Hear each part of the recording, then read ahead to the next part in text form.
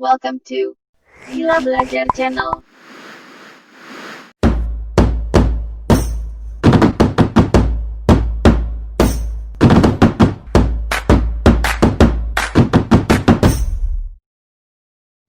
Halo teman-teman semua, Assalamualaikum warahmatullahi wabarakatuh.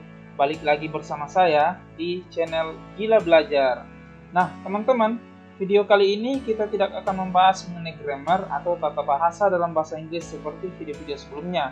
Tapi kali ini Fatih akan berbagi tips bersama kalian tentang bagaimana sih strategi belajar bahasa Inggris yang cepat dan efektif, khususnya bagi teman-teman yang pemula.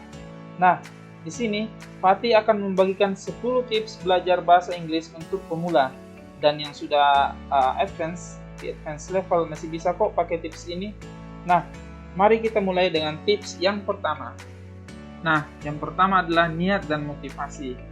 Teman-teman, meskipun terdengar sangat umum, tapi percayalah, segala sesuatu dimulai dengan niat. Jadi bagi teman-teman yang serius ingin belajar bahasa Inggris, mulai sekarang perbaikilah niat teman-teman. Dan temukan tujuan dan motivasi teman-teman dalam belajar bahasa Inggris. Jadi mulai sekarang kalian harus punya tujuan dan motivasi yang jelas. Apa sih alasan teman-teman ingin belajar bahasa Inggris? Karena tanpa alasan yang jelas, percayalah, cepat atau lambat teman-teman akan kehilangan semangat dalam belajar bahasa Inggris karena kalian tidak punya sesuatu untuk diperjuangkan.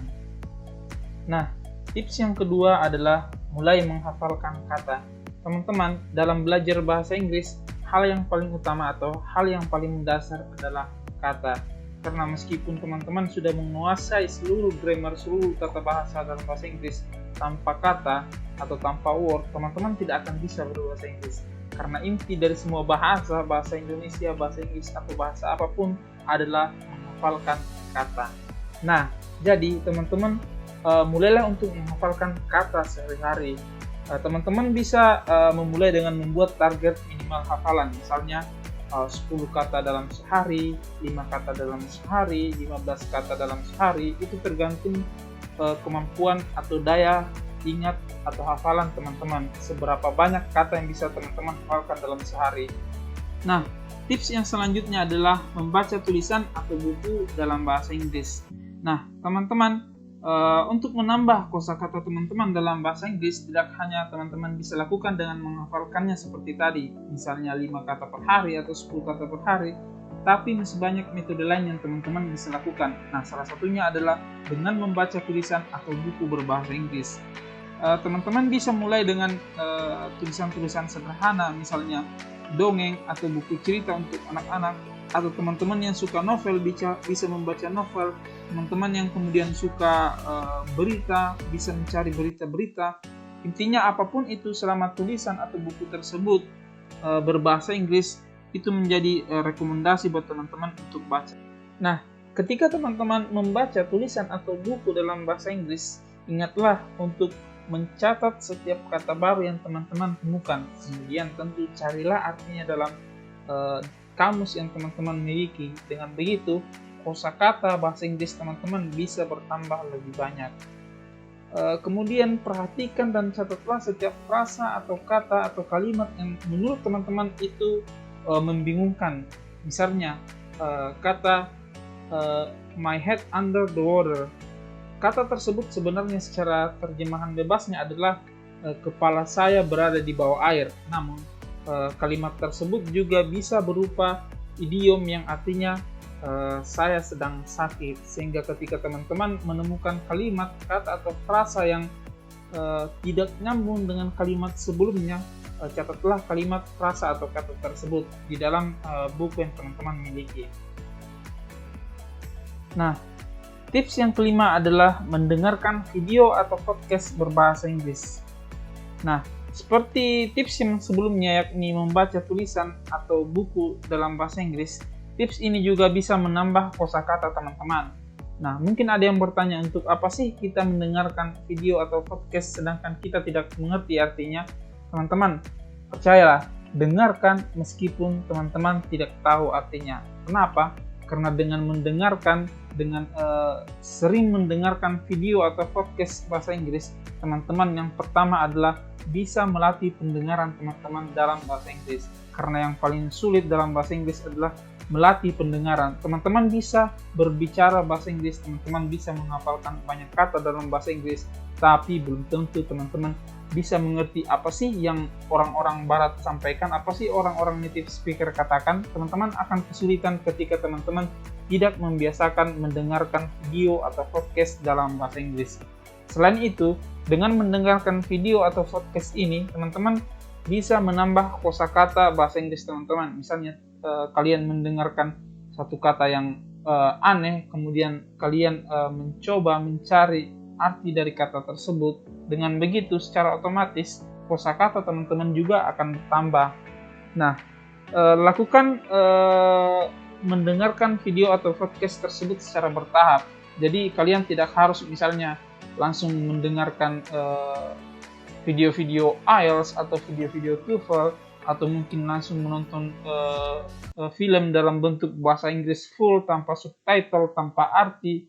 Teman-teman bisa memulai dengan mendengarkan video-video sederhana, misalnya video tentang kisah atau dongeng cerita anak-anak, atau teman-teman bisa mendengarkan podcast-podcast yang masih level-level bawah. Misalnya di sini kita punya beberapa aplikasi yang pernah saya coba ketika belajar bahasa Inggris.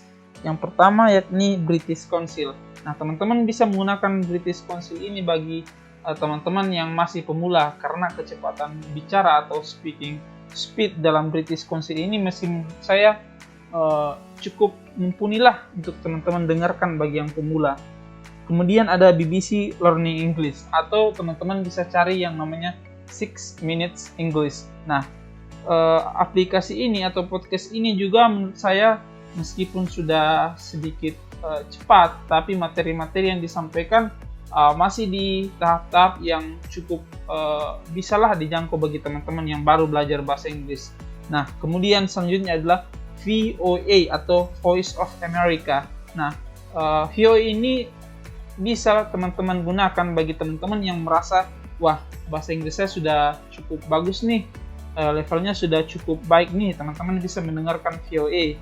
Dan masih banyak lagi situs-situs atau video-video yang bisa teman-teman dengarkan ketika level bahasa Inggris teman-teman atau kemampuan mendengarkan teman-teman sudah jauh lebih baik. Nah, tips yang selanjutnya adalah speaking with yourself atau berbicara dengan diri sendiri. Percaya atau tidak teman-teman, ketika saya baru belajar bahasa Inggris dulu, tips ini atau strategi ini merupakan salah satu strategi yang paling saya senangi dan paling sering saya gunakan. Tidak hanya saya, hampir sebagian besar para pemula dalam belajar bahasa Inggris menggunakan strategi ini. Nah, kenapa strategi ini menjadi begitu populer dan menjadi penting buat teman-teman gunakan juga? Karena bagi teman-teman yang masih berada dalam level rendah, atau bagi teman-teman yang masih malu untuk berbicara dengan orang lain atau di depan umum, strategi ini bisa teman-teman gunakan untuk melatih kemampuan speaking teman-teman dan mengetahui sejauh mana sih teman-teman bisa menggunakan kosakata yang telah teman-teman hafalkan selama ini. Nah, dalam speaking with yourself ini, teman-teman bisa menggunakan metode berbicara di depan cermin. Jadi kalian bisa duduk di depan cermin, kemudian berdiskusi atau berkomunikasi dengan bayangan kalian yang ada di cermin. Teman-teman juga bisa berdiskusi dengan diri kalian, misalnya di jalan atau ketika teman-teman sedang tertidur atau berbaring. Kalian bisa berdiskusi dengan diri kalian di dalam pikiran kalian sendiri. Nah, ketika teman-teman sedang berdiskusi, cobalah untuk membuat topik tertentu. Misalnya kalian ingin mendiskusikan tentang apa sih yang kalian lakukan di sekolah, atau apa sih yang kalian lakukan di kampus, atau misalnya hal-hal yang imajinasi. Misalnya kalian berdiskusi apa yang akan kalian lakukan ketika memiliki uang 1 miliar. Jadi teman-teman bisa membuat topik apapun kemudian mendiskusikannya dengan diri teman-teman sendiri, baik dengan berbicara secara langsung di depan cermin atau di dalam pikiran. Nah, jangan lupa teman-teman, ketika sedang melakukan speak with yourself ini, teman-teman catatlah setiap kata yang teman-teman tidak tahu. Misalnya teman-teman ingin mengatakan, ketika saya pergi ke sekolah, when I go to, lalu teman-teman tidak tahu apa bahasa Inggris dari sekolah itu, teman-teman catat kata sekolah tersebut. Nah, di akhir percakapan itu, ketika teman-teman sudah selesai melakukan kegiatan speaking with yourself ini, teman-teman kembali melihat catatan semua kata-kata yang tidak teman-teman ketahui tadi, kemudian carilah artinya di dalam kamus, kemudian pindahkan ke buku catatan kalian. Tips yang selanjutnya adalah mulailah membuat tulisan yang sederhana. Nah, teman-teman, ketika teman-teman sudah mulai memiliki banyak kosakata yang teman-teman hafalkan, nah, teman-teman tidak hanya bisa mengimplementasikannya dengan cara berlatih berbicara dengan speak with yourself tadi, tapi teman-teman juga bisa dengan mulai membuat tulisan yang sederhana. Jadi tidak perlu panjang-panjang. Teman-teman cukup membuat tulisan yang sederhana sesuai dengan kemampuan teman-teman dan level yang teman-teman miliki. Nah, di sini saya sudah mencoba membuat level untuk teman-teman belajar membuat tulisan dalam bahasa Inggris. Nah, level pertama adalah rangkailah kalimat-kalimat sederhana dengan range of vocabularies yang kamu miliki. Jadi, teman-teman bisa membuat satu atau dua kalimat sederhana dengan kosakata yang teman-teman miliki. Misalnya, I go to the market, saya pergi ke pasar, and I buy many things for my mother, dan saya membeli banyak hal untuk ibu saya. Nah, itu sudah cukup untuk latihan buat teman-teman. Selama teman-teman lakukan dengan konsisten, itu akan membantu teman-teman dengan cukup banyak. Nah, level yang kedua adalah mulailah membuat 1-2 paragraf sederhana tentang cerita atau sesuatu yang menarik. Nah, ketika teman-teman sudah bisa membuat kalimat, mulailah untuk membuat paragraf, misalnya 1 atau 2 paragraf yang saling terkait, misalnya bercerita tentang siapa diri teman-teman, atau bercerita tentang pengalaman teman-teman, misalnya ke sebuah gunung. Buatlah 1 atau 2 paragraf yang sederhana dengan kosakata yang teman-teman miliki. Lalu di level selanjutnya, ketika teman-teman sudah mampu membuat 1-2 paragraf yang sederhana, teman-teman sudah boleh untuk membuat satu tulisan penuh, namun masih dalam bentuk tulisan yang sederhana, membahas tentang apa saja yang teman-teman sukai. Jadi bahaslah sesuatu yang teman-teman senangi, misalnya tentang hobi, tentang sekolah, tentang kuliah, dan tentang apapun yang teman-teman sukai. Kemudian level keempat adalah biasakanlah untuk mulai memperhatikan grammar, penggunaan kata yang tepat dalam tulisanmu. Nah, ketika teman-teman sudah mampu membuat sebuah tulisan sederhana, mulailah untuk mempelajari yang namanya grammar. Jadi, ketika teman-teman sudah mampu untuk membuat tulisan, cobalah untuk tidak mengabaikan tata bahasa yang benar atau penggunaan kata yang tepat. Jadi ketika teman-teman sudah bisa membuat kalimat atau tulisan yang sederhana, mulailah perhatikan yang namanya grammar ini. Kemudian level yang kelima adalah mulailah untuk menulis secara bebas tentang tema apapun dengan jumlah yang lebih banyak. Nah, ketika teman-teman sudah bisa membuat sebuah tulisan yang sederhana dengan grammar yang baik, dengan penggunaan kata yang tepat, nah ini saatnya buat teman-teman untuk membuat tulisan sebagai seorang penulis yang jauh lebih profesional dengan cara membuat tulisan dengan jenis apapun. Entah itu teman-teman suka atau teman-teman tidak suka, teman-teman harus bisa membuat tulisan tersebut. Nah, tips yang selanjutnya adalah carilah tempat berlatih bahasa Inggris. Nah, ini menjadi salah satu tips yang sangat penting bagi teman-teman, karena ketika teman-teman hanya mampu berbahasa Inggris dengan diri teman-teman sendiri tapi tidak punya teman untuk berlatih, kalian hanya akan menjadi katak dalam tempurung. Jadi yang pertama adalah mulailah mencari pasangan berlatih speaking. Jadi kalian bisa mencari teman atau apapun itu, keluarga atau siapapun itu yang juga punya kemampuan bahasa Inggris yang setara atau bahkan mungkin lebih baik dari kalian untuk menjadi pasangan atau teman berlatih speaking kalian.